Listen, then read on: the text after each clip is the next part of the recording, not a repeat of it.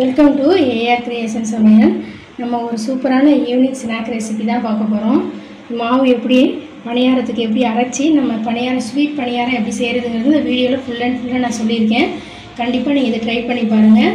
சூப்பராகவே வரும், நல்லாவும் இருக்கும், எல்லோரும் விரும்பி சாப்பிடக்கூடிய ஒரு ஈவினிங் ஸ்நாக். வாங்க இந்த ஸ்வீட் எப்படி பணியாரம் எப்படி செய்கிறதுங்கிறத வீடியோக்குள்ளே போய் பார்க்கலாம். இனிப்பு பணியாரம் இப்போ எப்படி செய்கிறதுங்கிறத பார்க்கலாங்க. இப்போ பார்த்தீங்கன்னா இட்லி அரிசி புழுங்க அரிசி ஒரு டம்ளர் நான் எடுத்திருக்கேன். இதே டம்ளரில் நம்ம பச்சரிசி எடுத்துக்கலாம். ஒரு டம்ளர் பார்த்திங்கன்னா இட்லி புழுங்கல் அரிசி, அதே மாதிரி மாவு பச்சரிசி ஒரு டம்ளர், அதே டம்ளரில் உளுந்து ஒரு அரை டம்ளர் சேர்த்துக்கோங்க. கூடவே ஒரு ஸ்பூன் வெந்தயம் சேர்த்துக்கோங்க. இது நல்லா 2-3 தடவை நல்லா கழுவிட்டு ஊற வச்சுக்கலாம். இப்போ நல்லா கழுவிட்டேன் பாருங்கள். இப்போ தண்ணி சேர்த்து ஊற வச்சுக்கலாம். இது குறைஞ்சது ஒரு 3 மணி நேரம் ஊற வச்சுக்கோங்க. அரிசி உளுந்து ஊற வச்சு ஒரு 4 மணி நேரம் ஆகிருச்சு. இப்போ பார்த்தீங்கன்னா நல்லா ஊறி இருக்கு பாருங்கள். இப்போ இதை மிக்சி ஜாரில் சேர்த்துக்குவோம்.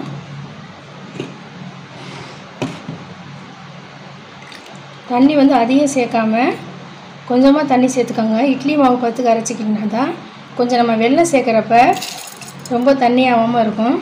நான் இப்போ ஊற வச்ச அரிசியை 2 திருப்பி நான் போட்டு அரைச்சிக்கிறேன். இப்போ மாவு அரைச்சிட்டேன் பாருங்கள். இந்த கன்சிஸ்டன்சியில் கொஞ்சம் கெட்டியாக இருந்தால் தான் உங்களுக்கு வெல்லம் சேர்க்குறப்ப கரெக்டாக இருக்கும். இது ஒரு பாத்திரத்தில் நம்ம சேர்த்துக்கலாம்.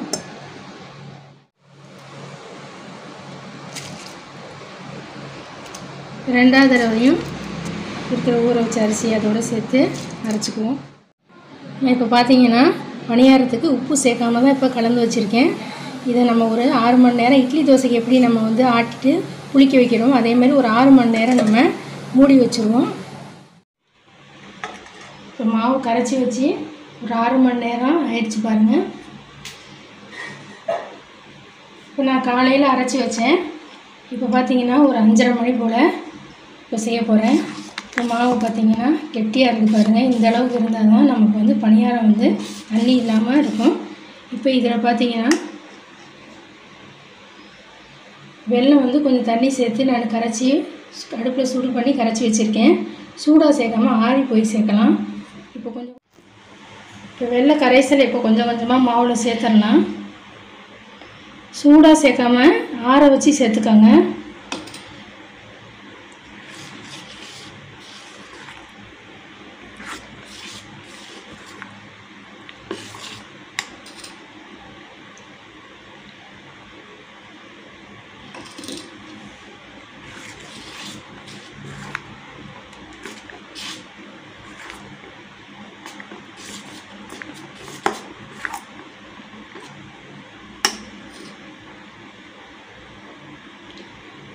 உங்களுக்கு இனிப்பு அதிகமாக தேவைப்பட்டுச்சுன்னா அதுக்கு தகுந்த அளவு சேர்த்துக்கோங்க.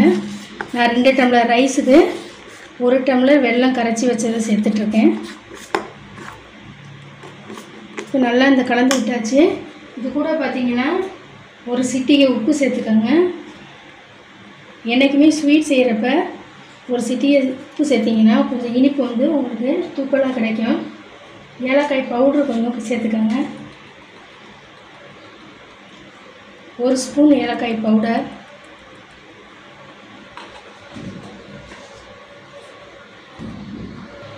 ஒரு சிட்டிகை ஆப்ப சோடா சேர்த்துக்கோங்க. நல்லா கலந்துக்கோங்க.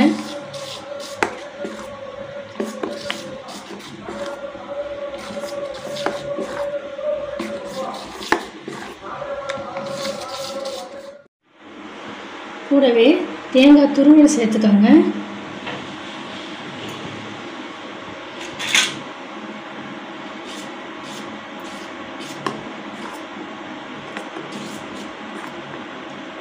நல்லா கலந்து விட்டுருக்கேன்.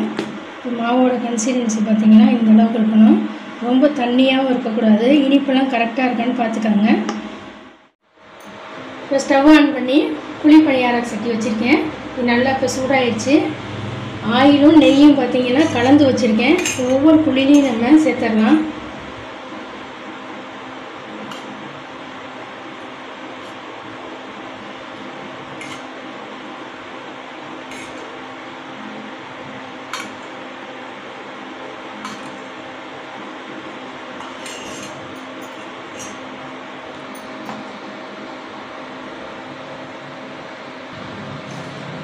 ஒவ்வொரு குழிலையும் மாவு நம்ம ஊற்றிடலாம்.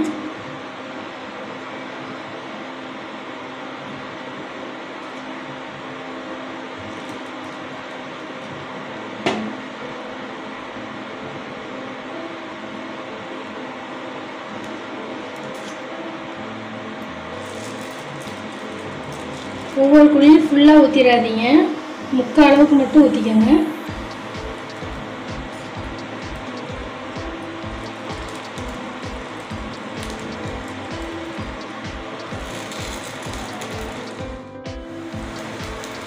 உடனே திருப்பி விட்டுறாமல் அடுப்பை பார்த்திங்கன்னா சிம்மில் வச்சுக்கோங்க.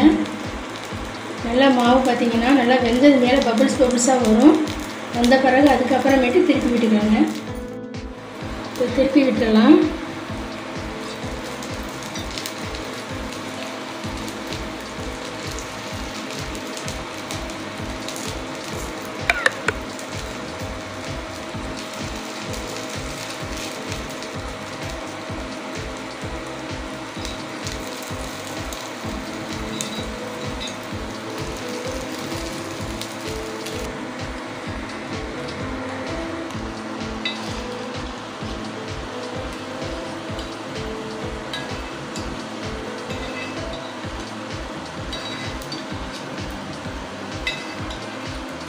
நல்லா ரெண்டு சைடு நல்லா திருப்பி விட்டுக்கோங்க.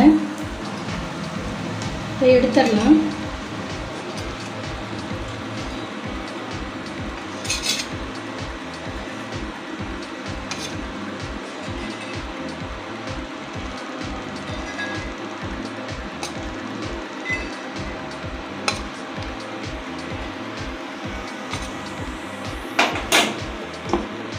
இதே மாதிரி அடுத்த ரவுண்டே நம்ம ஊற்றிடலாம் மாவு.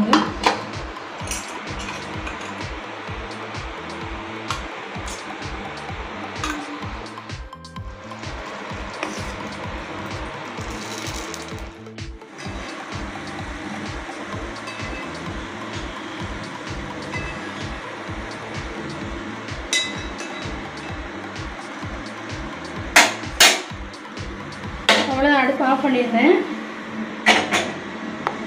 சாஃப்டான இனிப்பு குழி பணியாரம் சூப்பராக செஞ்சுட்டோம் பாருங்கள். இது ஈவினிங் நேரத்தில் இது மாதிரி நம்ம குழந்தைங்களுக்கு செஞ்சு கொடுத்தாங்க சூப்பராக சாப்பிடுவாங்க. ரொம்ப டேஸ்ட்டாகவும் இருக்கும். மாவு எப்படி அரைக்கிறது அப்படிங்கிறது இந்த வீடியோவில் ஃபுல்லாக நான் சொல்லியிருக்கேன். கண்டிப்பாக இந்த வீடியோவில் உள்ளது மாதிரி இதை செஞ்சு பாருங்கள். செஞ்சு பார்த்துட்டு இந்த பணியாரம் எப்படி வந்துக்குன்னு கண்டிப்பாக கமெண்டில் போடுங்க. வீடியோ பிடிச்சி லைக் பண்ணுங்கள், ஷேர் பண்ணுங்கள், நம்ம சேனல் சப்ஸ்கிரைப் பண்ணுங்கள். தேங்க்யூ.